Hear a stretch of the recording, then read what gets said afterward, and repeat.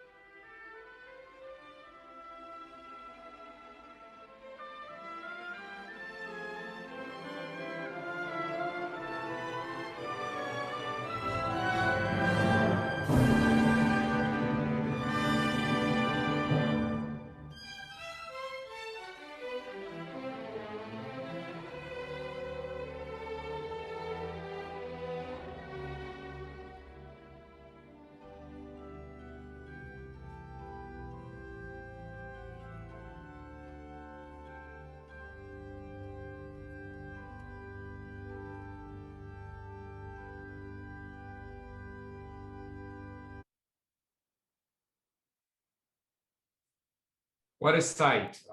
Really, the music of Cavaliera Rusticana. It seems like it was such a long time ago. People sitting together, unmasked, people unafraid, gathered for a musical evening with you, Maestro Keri-Lynn Wilson. Welcome. Welcome to this talk presented by the American Friends of the Paris Opera and Ballet. Thank you so much. Good evening. And of course, bonsoir. I know there are several people watching tonight from France. So I'm so honored that you're staying awake to see and hear a little about opera. And thank you above all to the friends of the Opéra de Paris. It's so unfortunate that I couldn't meet you when I was conducting in Paris, as we had no performances, but I'm thrilled to meet you this way and to at least build a relationship. So, merci. Je suis honorée d'être ici. Merci beaucoup, Maestro. And I have to say, we have friends from all over the Americas and from Brazil, from Costa Rica, from Mexico, from Canada, from the United States, obviously, as you said, from France and Switzerland as well.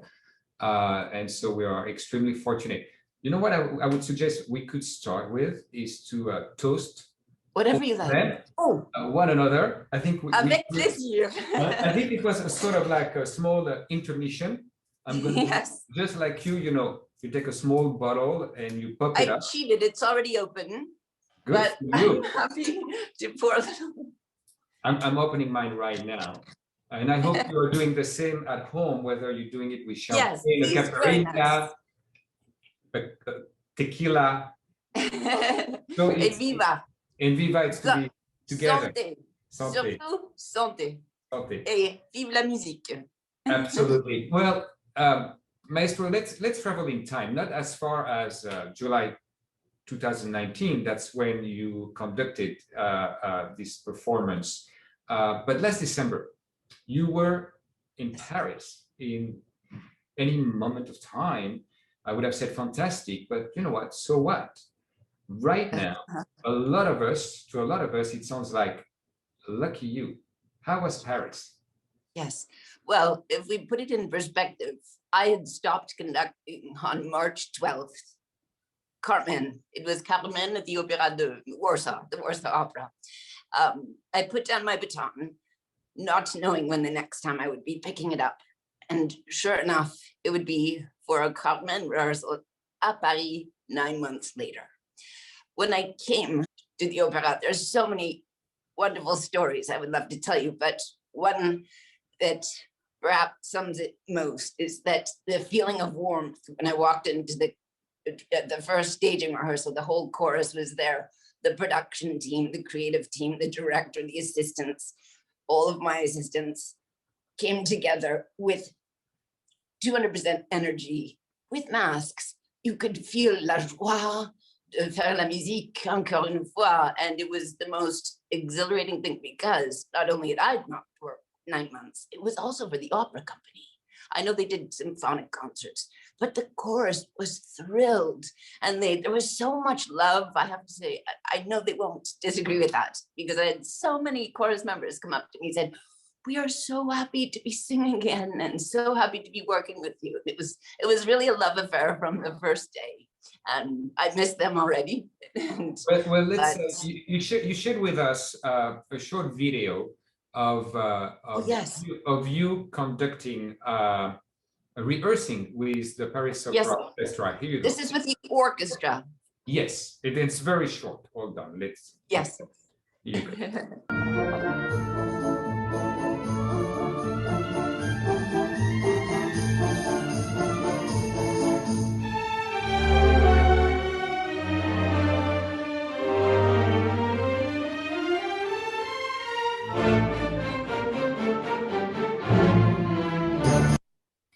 Here you go. I said it was going to be short.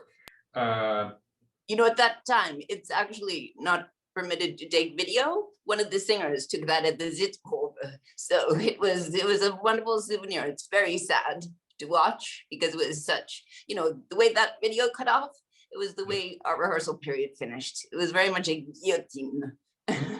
What happened? Exactly. What happened? Everybody was everybody was eagerly waiting for you to make your debut in Paris in Carmen. I know you wrote me when I first arrived. We are so excited, and I wanted to write back. You have no idea how excited we are just to be able to perform again. But it was after 2 weeks of full preparation, staging rehearsals with the singers, with the chorus. I finished the rehearsals with the orchestra alone. Then we had 2 Sitzprobe. Then we had 2 opportunity before the general, 2 stage and orchestra. We had just finished the Act 1 and Act 2 of the first stage and orchestra, and we were on break before the second stage and orchestra. And the producer walked into my dressing room and told me that the government had just announced that the theaters had to be shut for the next uncertain period. So there were many tears in the whole theater, from the technicians. Everybody felt they had finally got their hopes up, and we were all, our energy and passion, and we're all making music, and everybody was alive spiritually. Our souls were alive. So, and then it was just stopped. Very difficult. And I have here for you a little surprise. This is looking at can you see what's behind me right now? Yes, of course, the habanera. The Bastille Opera empty. It should have been full. Ah, I see. I'm looking at the music above. And yeah. What is the music? Habanera. Oh, yes. And look. Oh my goodness.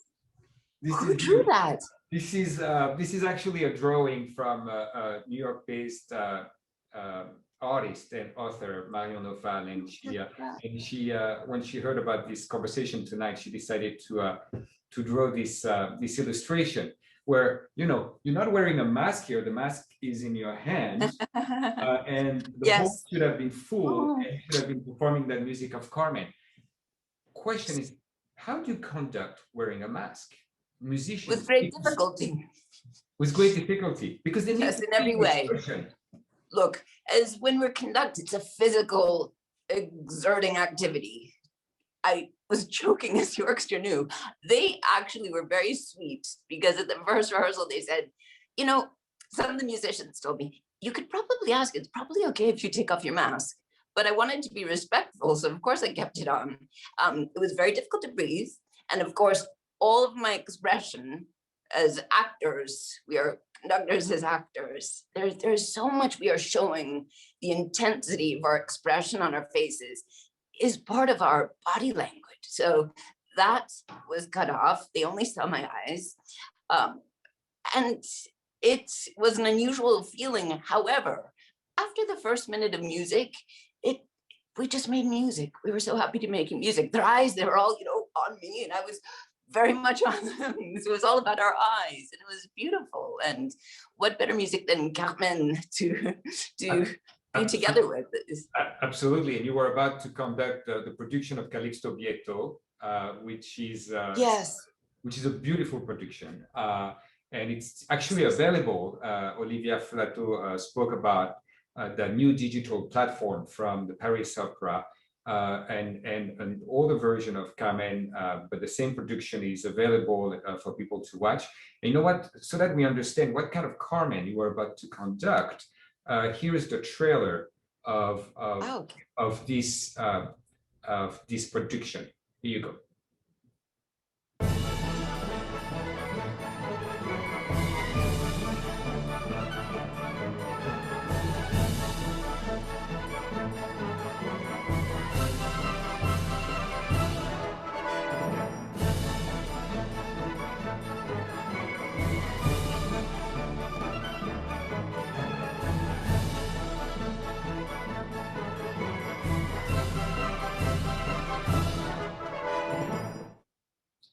And as you can see, this is quite a sexy contemporary production, isn't it?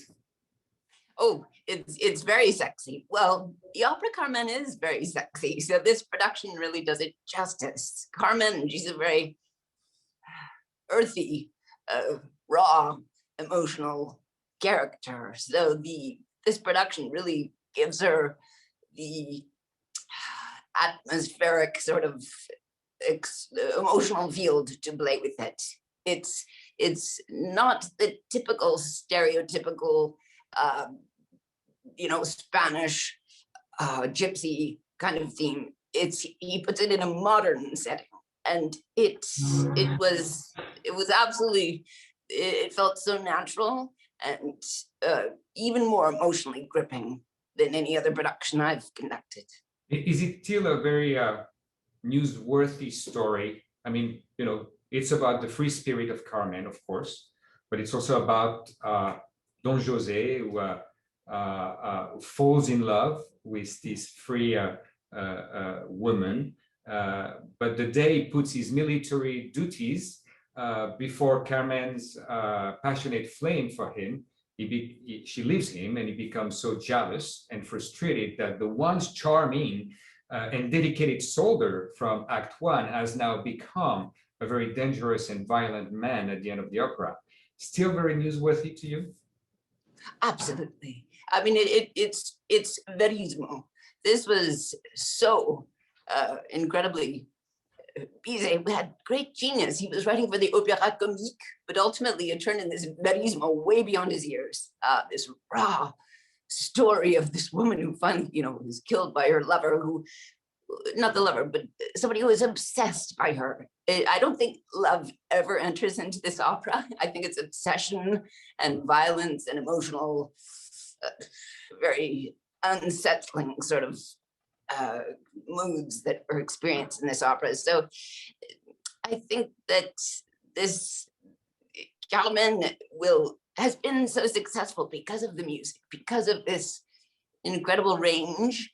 For me, number one, when I'm conducting, there's so much in it, la joie de vivre, l'amour, les cigarières, the French.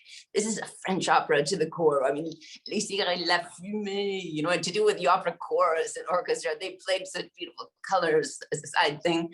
And all of the emotions, and then it turns so dark and it becomes so symphonic and has these orchestral passages where it feels like a symphony almost. So it's very satisfying for the audience in every way, and for the performers, and I think for all the musicians. It's just a great opera. Like, who was it, Tchaikovsky? He sat in the audience. I think he saw it over 30 times, and he said that this will be the most greatest opera ever and will be performed. Don't quote me on that, but he was absolutely right. Well, I'm too. It's one of my favorite. You know what? The French television loved it, loved the idea that you were going to make your debut as a woman conductor conducting Carmen in Paris. And I'd like to share a small news story that's in French, but it's taking us backstage at Bastille. Look at this.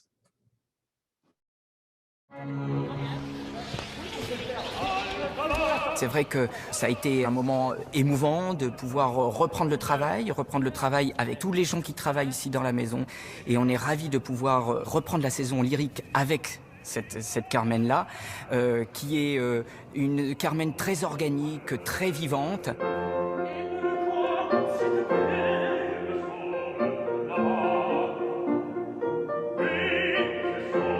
C'est tellement émotionnant d'avoir la musique Bizet pour ouvrir la saison.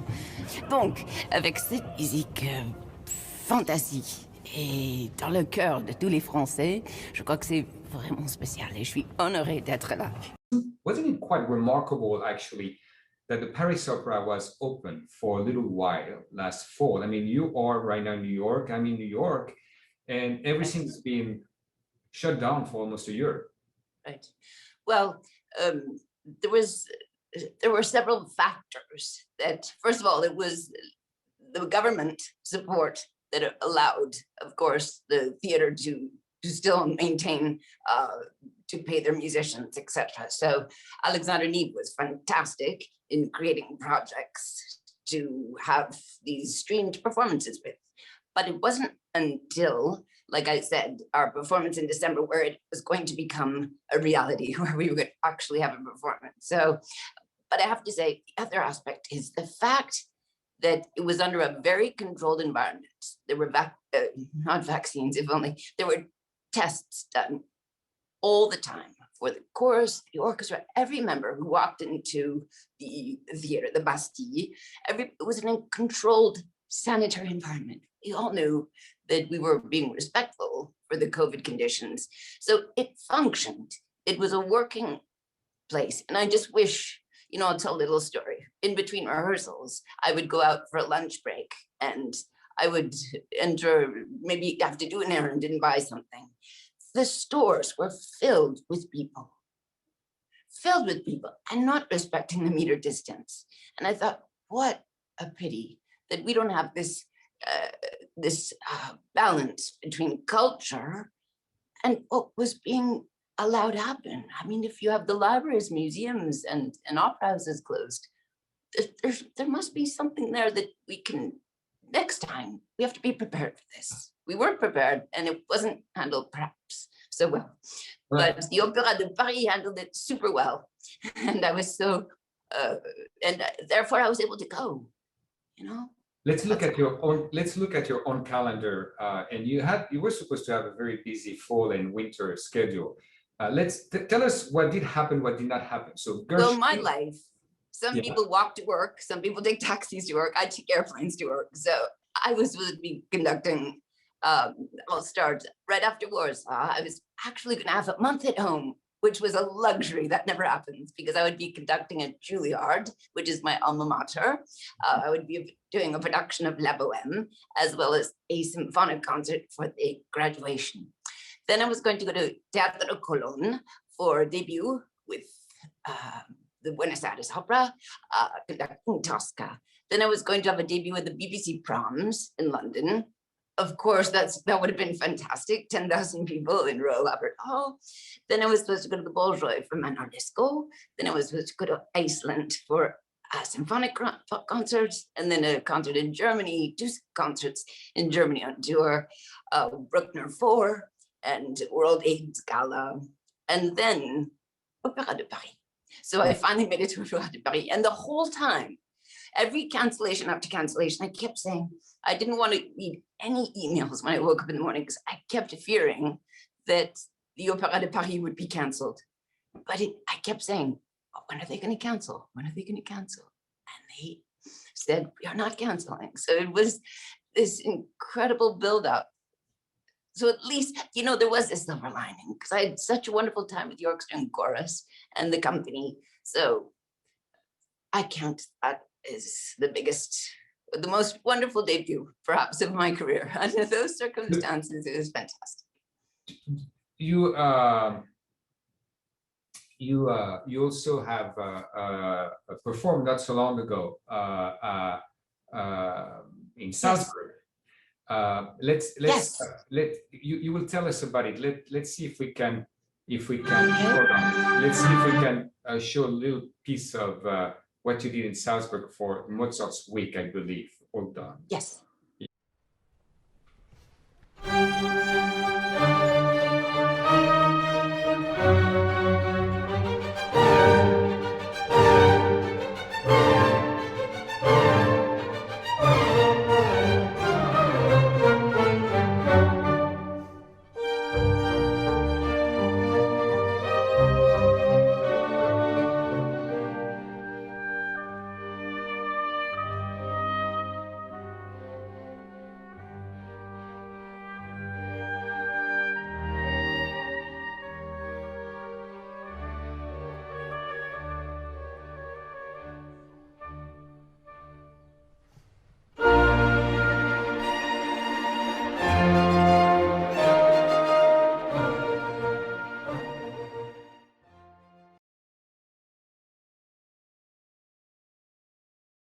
This was a miracle that this concert happened because Mozartwoche is an annual, of course, Mozart's birthday. It's a week of very prestigious orchestras, Wiener Philharmonic. This was the Mozart Hymn Orchestra. There's a series of concerts with all Mozart. So they had to cancel a lot of the concerts, but they put it from 27, they reduced it to 7, I believe. So I was the opening concert. It was not live streamed, it was streamed, but without an audience. So we were able to rehearse without masks, because everybody was tested constantly. So that was freedom and wonderful to make music again in that open sort of environment. But what was difficult was there was no audience. And it was the most bizarre feeling. For example, at the recording, we, at the end of the energy and the thrill of finishing a symphony, and the musicians and I just kind of looked at each other. We weren't sure if I should have them stand or should we just smile and I would walk off the podium. It was a bit of a question mark, but we were thrilled to be performing. It was streamed a week later on Arte, and I think it's still streaming. So if you'd like to see it, I think you'll see it. Well, you talked about live streaming or conducting or performing without an audience. And although all those theaters and opera houses are closed for the moment to the public, some of them, including the Paris Opera, is still doing one or two, has kept one or two programs on for streaming. Right. The first one in Paris was actually a ballet. It was La Bayadère. So we're going to move slightly for a second from opera to ballet. We have a lot of ballet lovers, and if that's okay, with pleasure. I'd like to show you just a few minutes of La Bayadère. That was last December 13. The dancer is Paul Marc. That's very important. I'll tell you why afterwards.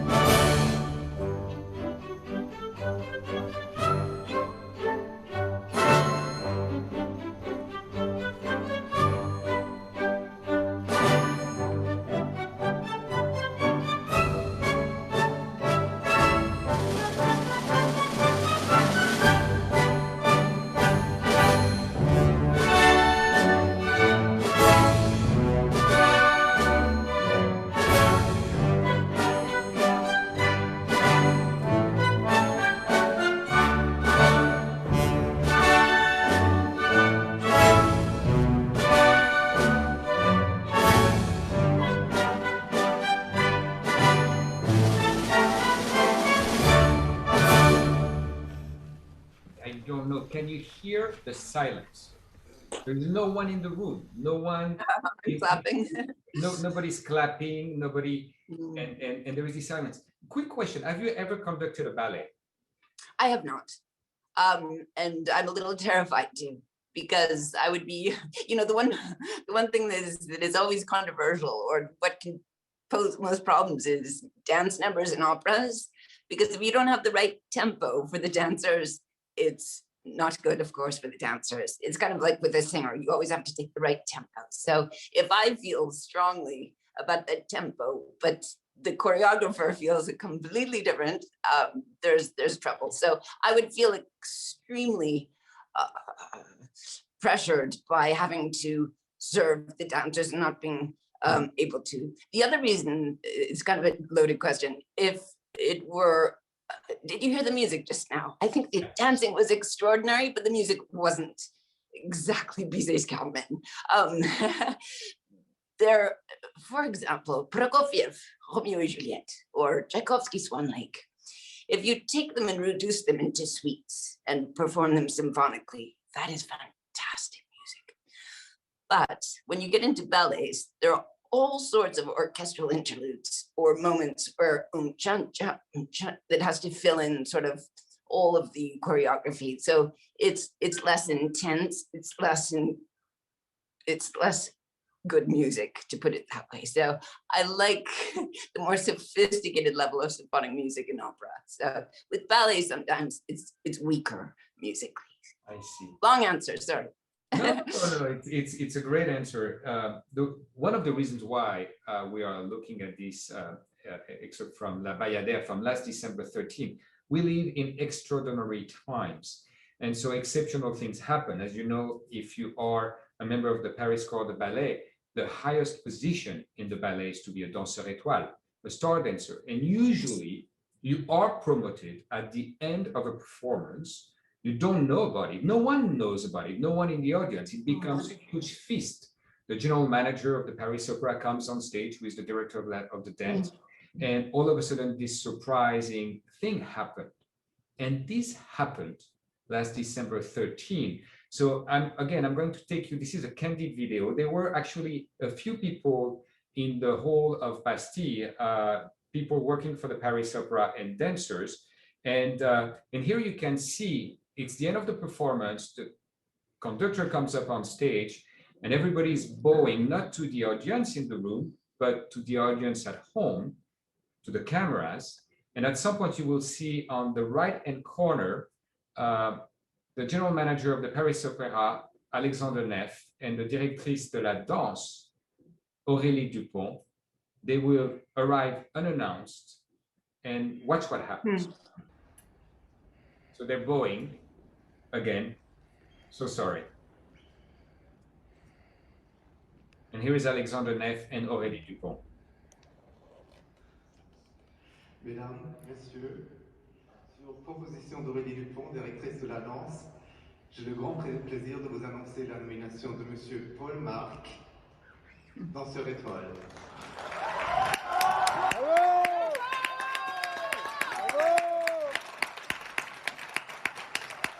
That's the dancer we just saw before.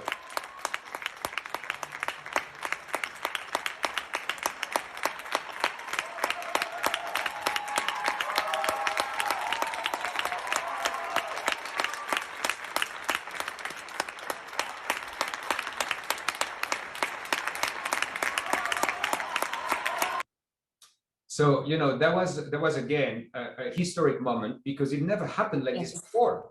And there was no audience. And we spoke about it when we prepared that conversation. What is the role of the public for you? How important is it to feel the people behind you when you perform? Well, there's an old kind of saying that orchestras, they don't care about rehearsals. You just go right to the performance. And that's when they really give 100%. There's a bit of that. I mean, rehearsals can be arduous. You have to technically make everything perfect. It's a process. But ultimately, we do it because it's the performance where the art comes alive. So we prepare everything in hopes of having an audience. So for me personally, people always say, do you get nervous? And I say, absolutely not. I mean, performing is about this exhilarating feeling of having so much energy behind your back as a conductor or in front of you as a musician, which it ultimately inspires you. That is the inspiration of performing, knowing that we are speaking and communicating and sharing all of these emotions that, of course, serving the composer and being conduits from the composer to the audience. So we live for performing. So that's what's so incredibly difficult about the pandemic, amongst everything else. I've always wondered, when you enter the orchestra pit at the beginning of a performance, so the light goes down, the curtain most likely is still down. Sometimes it's already up, but most likely it's still down. Depends on the production. Someone back in the hall sees you walking, starts clapping, and everybody else hopefully claps. You walk through your position, the orchestra rises with you, and you bow to the audience, you salute them, you turn around, take your baton, and that's it. How important are those first few minutes, and how important is it to feel that public? That's not important at all. What's important is that downbeat. But that's what you're thinking about, the downbeat all the time. I think what you're perhaps we could say a little more to the music is that moment of the upbeat. Either that's going to express Carmen fast prelude, or it's going to be the opening trumpet note of Rigoletto, very soft. So you want to create an atmosphere in that upbeat. If it's a fast and loud upbeat, I will come, we'll sit down, or I'll have them stand, we'll applaud, I'll turn around for the applause. As soon as they sit down, boom, go. So that's easy. That's much easier for me because you have the audience energy, and then you start and it's all just one big, yes, we're here to listen to opera. But if it's slow and soft, I have to contain my energy and be very controlled. So I'll have the orchestra stand, still having the mental sort of control of what I'm about to conduct. It's not something I can just start. You have to pace it, and above all, demand silence from the hall. How does one demand silence from a hall? Well, you have to wait, number one, but there's always somebody who's coughing, right? It's impossible to get a hall. It depends which hall you're in, what country you're in, but most audiences, they take a while, they're excited, they've had their champagne, they want to listen to music. So I have to be quite patient. Sometimes the orchestra and I are like, when is it gonna stop? So there's a fine line as to when I can begin. How many coughs, and somebody's still squeaking their chair or something, you know, or somebody going, shh, that's when you just start. When the shh start beginning, it's, yeah, I think a lot of conductors can relate to that.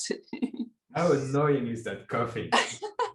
No, but like I said, audiences are excited, Yeah. but they should know better to stop. Well, you know, it feels like, you know, you all need a lot of practice to be always ready for those moments, those instants when you need to get into that live performance. And I wonder, will the musicians, the singers, the ballet dancers be able to jump in back into their heart once, you know, theaters, live performances resume? They will be jumping way forward. They will already be at the stage door saying, let me in. We are all desperate to work. We are desperate to embrace each other. We're desperate to spit and sing into each other's faces.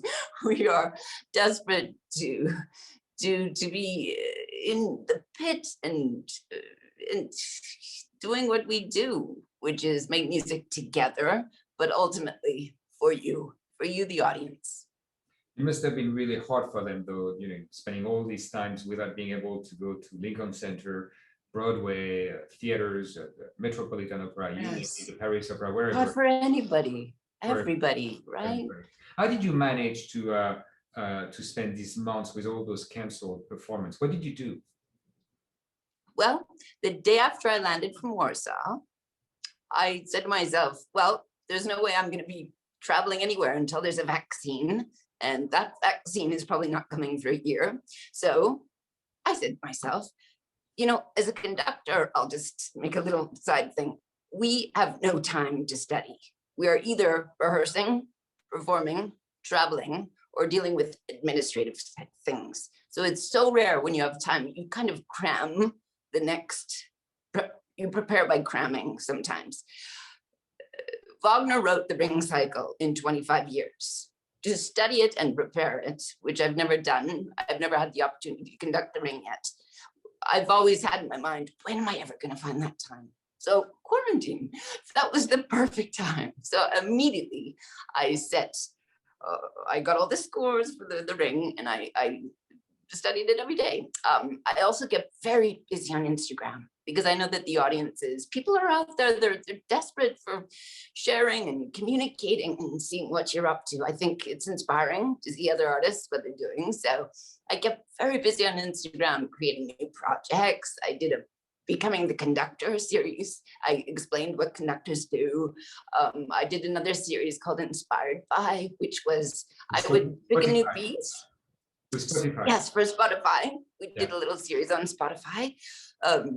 I would pick a piece that I didn't know, because that's another thing for conductors. You don't have time to know like obscure pieces. So I picked all sorts of compositions from composers, of course, we know, but that has never been really thoroughly listened to or discovered. So I did that series, and I did another one, Post from the Podium, talking about funny experiences or enlightening experiences in my career.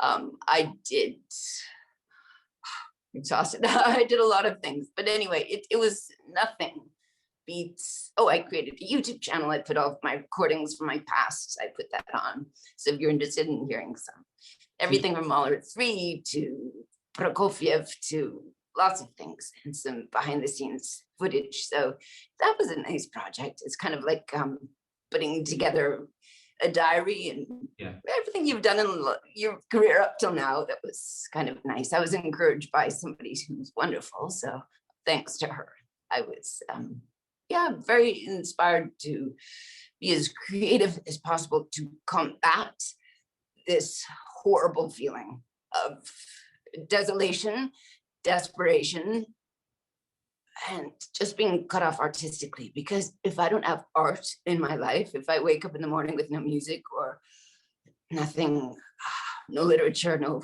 Russian poem to read, I'm dead inside. So it kept me alive. Absolutely, it's a side question. We spoke about it. For almost a year now, the question was how to defeat COVID-19. The new question might actually become how to live with it.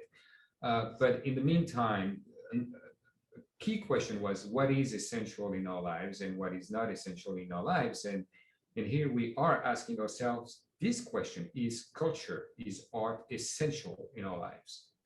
Right. Well, you and I and everybody who's watching and everybody we know, I'm sure, is dying to get back to the theater, dying to hear live music. What we've been seeing on this interview of video footage is absolute torture. It's the audio is horrendous. Mm-hmm. The visual, it's one-dimensional. Everything's one-dimensional and it's artificial and it's a sterile environment. So that has nothing to do with performing arts. Absolutely, that's all we have right now. I mean, that's all we have. That's fantastic. But visit museums online, but that will never replace being able to also visit a museum in reality. Exactly. So perhaps, in a way, this will encourage more people who weren't even interested necessarily in getting out, but to open up their horizons. There is much more to life than sitting home and watching a screen. That's absolutely for sure. I have to ask, you mentioned Juilliard, your alma mater. Yes. How and why did you decide to become a musical conductor? And I know this is not the topic of the conversation, but it is still a very male-dominated art. Women conducting is very recent. You actually were the first woman to ever lead an opera in Verona for Puccini's Tosca and Madame Butterfly, in Tokyo for Puccini's Madame Butterfly again, and in Roma for Aida, and you would have been the first woman conducting Carmen in Paris for sure. So you are a musician. Why did you decide to become a conductor? How did that happen? Well, I played many instruments as a child, and I played in the orchestra as a child, and I went to Juilliard as a flutist, and I played in the orchestra as a flutist. And I suddenly became bored after 5 years getting my bachelor's and master's degrees. I decided that I did not want to play Prokofiev flute sonatas the rest of my life because the repertoire is very limited on the flute. So I thought I would play in the orchestra, but that wasn't enough for me. I had the experience of so much more in my upbringing that I thought I would put it all together. I embraced everything that I learned as a child, everything I grew up doing, which was orchestrally involved. So, and my father, he was the conductor of the Winnipeg Youth Orchestra, where I played in the orchestra. So it was kind of an overnight decision to continue my studies as a conductor at the Juilliard School. I auditioned for the program. So I spent another 4 years, got another degree. Juilliard is kind of like a doctor. You keep doing it because conductors aren't born conductors. You have to be a musician, hopefully play in an orchestra. I always say that's essential. A lot don't, but it was a perfect upbringing, a perfect foundation for a conductor. So I made the big step backwards to become a conductor because you look like a fool the first time you pick up your baton. And as a Juilliard student, I was conducting the Juilliard Orchestra to learn. It was called the Laboratory Orchestra, where my colleagues in the orchestra were paid. Basically, they got extra points for playing the orchestra, and they would watch me make a fool of myself the first conducting the Rite of Spring at the Audition. But I had the courage and the chutzpah to pursue 4 years conducting, and I'm so glad I did. What are the challenges of leading musicians, of conducting musicians? And I would add this to another question. You've been conducting almost everywhere. Are orchestras so different from a place to another? Orchestras have a common language. We all have a common language. We have music. What is different is the culture of every country. So it's a matter of when I'm guest conducting from country to country, sort of smelling immediately, picking up the psychology of the room, the chemistry, what they respond to. And I don't mean musically, I mean how I'm communicating and how you rehearse. You do a lot of speaking when you're rehearsing. So if I see that they're very responsive based on not talking so much, if I can accomplish a lot, then that's great. But it's always immediately, you have to feel what they are responding to. If it's not quite working, if you have to work extra hard in certain areas, you have to understand that immediately to know how to make them play better. That's ultimately why you're there. You're there to inspire them and to make a great performance. So that is only done by inspiring and engaging with them. Does that answer your question? It's a very complicated thing that we do. But what about your relationship with stage directors? Here you are giving the music a pace, a heart, a soul. You are bringing pages of music to life, but you have to compose with a director in the way he or she wants the characters to move around and express themselves on stage. Yeah. How do you manage your relationship with them? Well, if they're a good director, fantastic. Because what they do is ultimately serve the music, and they understand that. Any director who comes in and says, "This is my way, I don't care if it's difficult musically," then that's the end of our relationship. And for singers too, the director must understand the music, number one, and understand what singers can do, so that any direction serves the music, as I just said. But the other thing is to make the story live, because if on stage it's working, if it's something interesting that enhances the story, if it makes it come alive, then that's all the better for the music. It serves in a way that inspires the music, inspires me, inspires the performance, and brings magic for the audience. But there aren't so many great conductors, directors, or conductors maybe. It's a very difficult profession, because directing, a lot, we could go on, but there's sometimes the plots are less than exceptional. I think Carmen must be a dream for a conductor. It's such a great plot. Look, again, the last production in Paris is just an amazing production to watch, to attend. Yes. Two last questions before we open the floor. The future of opera is also its audience. What can we do to bring a younger audience to listen, like, and go to the opera? It has to start with education. And I know that's always said, but how do we educate today? Well, especially in quarantine, it has to be over the internet. It has to be done in the schools, but the internet is a great source. Instagram, that's why I'm active on Instagram. If you can get people engaged in what they usually do for pop music, you have to make classical music cool. It has to be hip. If not, that's how I fell in love with it as a kid. I thought Bruckner was super cool. I thought Sibelius was great. Maybe I was a geek. But if we can make Bizet cool, and I think it starts with performers who have that way to communicate to the youngsters and say, "Hey, look, I'm doing this. You guys can do it too. It's super cool." It has to start with making music cool. quick question. Thank you so much. That's why I guess you have your Spotify list. That's to make it cool and accessible. If you had to give three composers for opera composers. Possible. Oh, that's like horrific. It's like asking what's your favorite painting, right? Go to the Louvre. Which are your three favorite? But in general, if I were to conduct for the rest of my life, if I had three composers in opera, I would. It's so hard. Verdi and Puccini, Wagner, and perhaps Tchaikovsky. I love Onegin, Beatdown. These are the most symphonic of operatic repertoire. Yeah. And about symphonies? And symphonic, definitely Mahler, the big, wonderful works. Shostakovich, he is perhaps my favorite. Beethoven and Brahms, can we sneak in? By the way, there is a beautiful piece on your website, the Denzon #2, which I truly love, which you come with. My first album that I made. The Mexican piece. That's my segue to say that we have a lot of Mexican friends. Thank you so much, Maestro.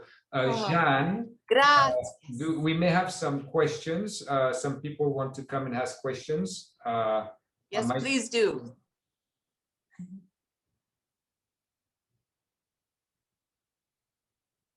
I don't know, Jeanne, if you, I think Philippe Tristan wanted to ask a question. You raised hands. I don't know. Here you go. Question. I see.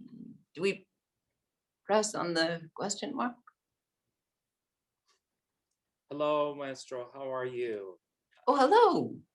I am Felipe Tristan, conductor from Mexico. Very, very pleased. Oh, so nice to meet you. Nice to meet you. Hola, Felipe. Hola, ¿qué tal? Bien, gracias. To hear you and to hear all you have to say. You are definitely an inspiration for a lot of us. Thank you. And so my question is, recently we've seen things starting to shift towards change for artists in minority groups, for women conductors, people of color. So my question is, what additional work do you think needs to be done towards equity, and if you can just give your general comment on this subject matter? It's such a important question for what's happening today, because we have all these movements to push for the equality for women, for minorities, for every race. It's, I grew up in a community in Canada that was so diverse that it's just so natural for me to embrace every walk of life. So it feels we are still struggling with all of this. It is so frustrating, but I'm so glad to see it's changing. So I will be at the forefront also. It's up to the administrators. It's up to our educators to let or to make everybody aware who's a kid know that whatever they aspire to do, they can do. And of course, administrations have to have some, it's such a hard thing, isn't it? You can't make it a rule like you have to hire so many women or you have to hire so many Hispanics, but we have to have opportunity, more opportunity. I would say through like educational programs or young artist programs where perhaps you open the doors easier for less fortunate minorities who don't have the background or the funding as kids to go to a great school. So there's so much that we can do through education. And that's obviously not the easiest thing because our governments aren't funding like they should. So we have to keep fighting, believe in ourselves, and keep being the soldiers of music. Felipe, do you want follow up, or you good? Yeah, thank you very much. Thank you. That's absolutely all right. The best to you. Thank you. Appreciate it. And hope we cross paths in the future. Likewise. Thank you. Hasta la próxima. Hasta la próxima. Ciao. Hello, Barbara. Hi, how are you? Hola, Barbara. Nice to meet you, Maestro. Very nice to meet you. I would like to ask you, what do you think would be the profile for the musician in the near future, and what are the key areas they need to address or focus on? Could you ask the first part again, please?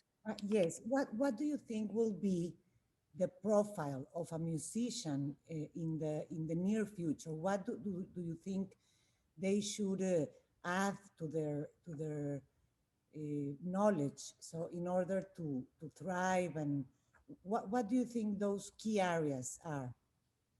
Well, I think you mean right now during the pandemic, yes? The pandemic and after the pandemic. Okay. Get So ages and right. So let's start with right now. Everybody should be practicing, so that when all the doors open to theaters, opera companies, conservatories, we can all be together making music. We're in tip-top shape. And then I think what's really important is when we are back performing and working and studying at the conservatories, that we have the attention of everybody who's able to support the arts and have them focus on sustaining us, because we cannot survive without the incredible support of our governments, of our audiences, etc. That's what we're witnessing right now. There are certain wonderful people like yourselves who are coming up with wonderful ways to support struggling musicians right now. But we are so vulnerable that if a pandemic is to come again, or there's another world crisis, we are left out. So it's, unfortunately, we cannot only just make music. We have to make it, we have to make everybody aware that what we're doing is serving the community, and we're dependent on the social support. Does that answer your question? Gracias, Barbara. Muchísimas gracias. Muchísimas gracias. We have a question, another one, Jan. So you want to bring another of our guests who has a question. When are you scheduled to return to Paris? That's a very good question. I think you have to ask Nif, Mr. Nif. He's wonderful. He said that I had a wonderful success with the company and that they will have me back. I don't have a date yet, so drum roll. I'm waiting as well. Okay, well, but I can't wait. We can wait for, and we can wait for theaters to reopen in France. It's not yet scheduled, unfortunately. Yes. Another question from Eric Mordo, I believe, is he still in? And if Jean, you want to invite him in as a panelist. Yes. Have you ever worked with Peter Sellers? It was my first question. No, I have not. Okay. I'm My second very aware question of his is, great work, and I would love to. have you, who would be right now a woman stage director that you really think highly of and that you like to or enjoy working with? Oh, there are so many, and I just look forward to the day when we don't say woman director or woman conductor. Who's a great director I would like to work with. That's what counts. I agree, but the problem is you guys are so few and far between. But I'm very happy because when I was on the board of the opera in Boston, I got to know Sarah Caldwell. And that was really, Wow, yeah. Yeah, that was something. But I find this fascinating. So I'm so excited because I've got to see, since JC for the past few days has sent all this, I've seen some of your work, and it's absolutely amazing. And listening to you is so inspirational. And I'm so happy that there's more and more.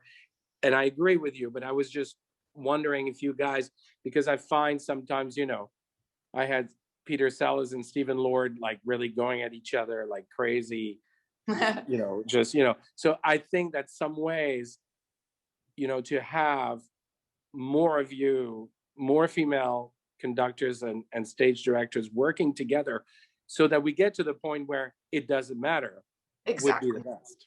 And you know, the way I see it, I just think women in roles of every type of leadership, wouldn't the world be a better place if we had more women presidents? There would be so much more rational approaches to solving problems. That is not to sound sexist, but I just think that we have more, protective sort of, you know, we have children we have to protect. We can't always just be fighting. I think there's a nature about women, not for the performing arts, but for leadership, that have just as good a sense, let's say, put it that way, so it's not like we're superior, but just as good a sense as bringing a room of 100 people together. But if there are some stage directors that you really, really enjoyed working with, men or women? Yes. Oh, well, I have somebody who's very close in my heart. It's Richard Jones. Okay. Richard Jones, he did the most amazing new production with me of Fanciulla del West, Puccini at the English National Opera. And not only was it a great production, but he is a genius. He's and I never say that unless I'm talking about Shostakovich, but Richard Jones, he understands what, not only the text, the libretto, everything is connected. Every single gesture, every single piece of scenery, every note in the opera, he sees it as a cohesive piece of work that is always respectful to the composer, conductor, and singer. So that he is the ideal director. He's the dream director for me. I would do my whole life of productions with him. Thank you very much. Thank you so much. I think we have a last question before we say goodbye. If I'm correct, Jeanne, and that's from Rudy Dubois. If you want to bring Rudy in. Hi, can you hear me? Yes, we see your picture and we hear you.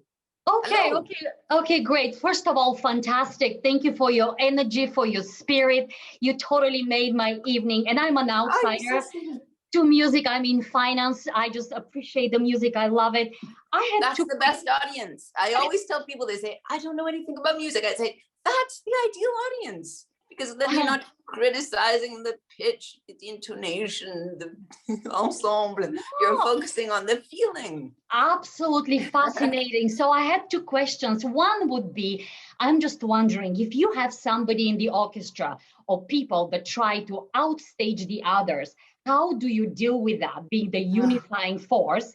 And the second one is, it seems that you have a very short period of time to get to know the singers when you travel from a country to country or a city to city. How do you manage to get to know them, to connect with them so that it comes as this beautiful performance at the end? Right. Well, those are great questions. But it's quite easy to answer because it's all through the music. You don't try to make friends with the musicians. You don't try to charm the singers. You use the music as your connection. Right? It's the connective tissue between you. Now you have to connect emotionally. So if that's not working, you have to work at it, but you do it through the music. So any criticism wouldn't be at them directly about you're not playing your bow the right way. If you're going to get technical, oh, wait, I just contradicted myself. You could get technically, say, let's try and make that better by what you do, by how you sing it, but do it in a way that's encouraging, as an authoritative, how do you say, between French and English? Authoritative. Thank you. Somebody has to guide and lead and ultimately be the one who fixes things. You have to do it in a way that encourages them, that inspires. I keep going back to that. So we have that cushion of music. I'm always reassured. I don't care if I'm jet lagged. I arrive in Kazakhstan, where I've conducted actually. They have a really good theater. You know, you wake up, you're totally jet lagged, not out of sorts. But the minute I start conducting, it's home. And I think that's what gives me all the courage in the world to be a conductor and deal with people who might not feel the music the way I do. I try and do it in a way that convinces them. Does that answer your question? It does. Thank you. Thank you so much. Thank you so much. Well, I think, thank you so much, Rudy. I think this was the last question of the night. I want to thank you again. Finish or a little champagne or a little intermission champagne as if we were at the Opera House. As if we were at the Opera House. Thank you again for your time. Thank you to everyone. Jeanne, you want to come in and say goodbye on behalf of the American Friends of the Paris Opera, I believe. Hello. Hello, everyone. My name is Jeanne, and I'm the Executive Director of the American Friends of the Paris Opera and Ballet.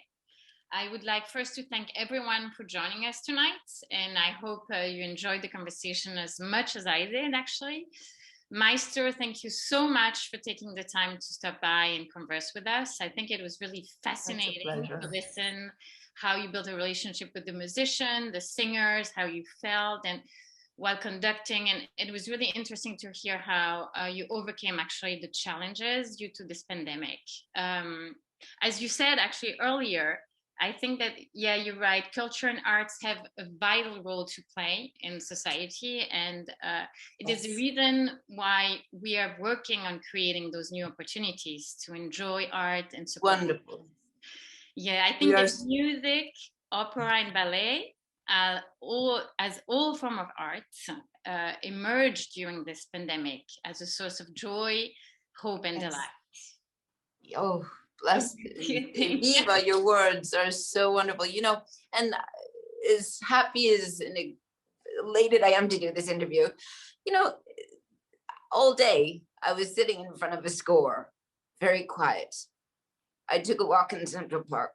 It's a very, very strange time. So this occasion to speak with you all and get to know you, hopefully we can make this all become a very live experience soon in the near future. But thank you all for being here, because it's an honor, and I'm thrilled that you would like to listen to a conductor's perspective. We don't get to see your faces, our audience, so much. So thank you so very much. Thank you, Jean. Yeah. Thank you very much. And to say goodbye, we're going to put some music that we can find on your website. I mentioned Denzon. So signing off on Denzon, conducted by Maestro Keri-Lynn Wilson. Thank you so much, Maestro. Merci à vous. Thank you. Au revoir. Bonsoir. Merci et bonsoir. Jean-Christian, merci.